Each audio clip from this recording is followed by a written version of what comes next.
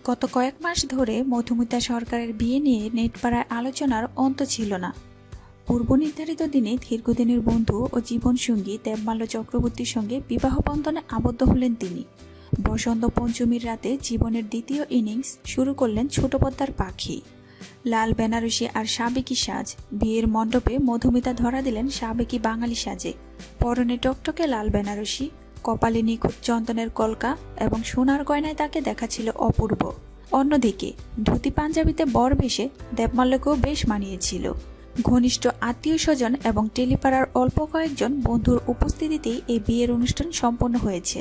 দেবমাল্যর সঙ্গে মধুমিতার রসায়ন যে বেশ গভীর তা তাদের ঘনিষ্ঠ মহলের কাছে আগে থেকে পরিচিত ছিল। সমস্ত নিয়ম মেনে অগ্নি সাক্ষী করে মন্ত্র উচ্চারণের মাধ্যমে বিয়ে সারলেন এই তারকা দম্পতি।